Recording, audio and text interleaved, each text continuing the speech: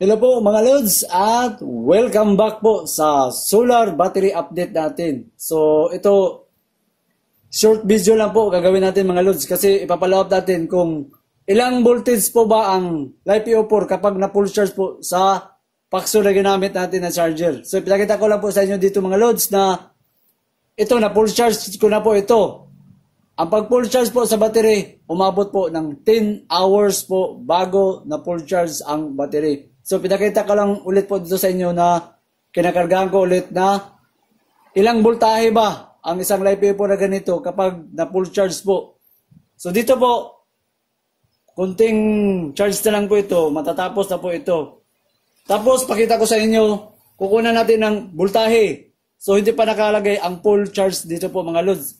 Pero ang voltahe po na nakuha natin, so mas makita yung actual po na ang voltahe po sa LiPo4 na full charge ay hindi pa naka-full charge, nasa 14.26. Makita ba?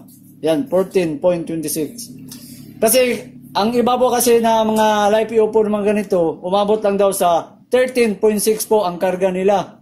Pero itong sa atin, umabot po sa 14.2 ang karga sa ganitong klase na LiPo4 100 AH na battery.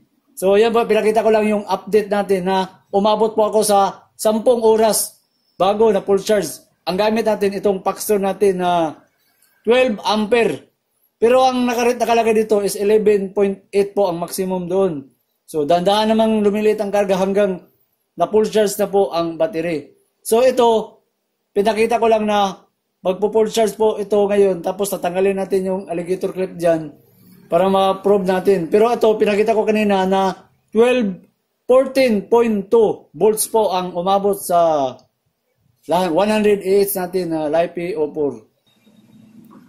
So, ayan po mga Lods, naka-full charge na po ang battery natin. So, ang full charge battery, kukunan natin ng voltahe ay naka 14.18 mga Lods.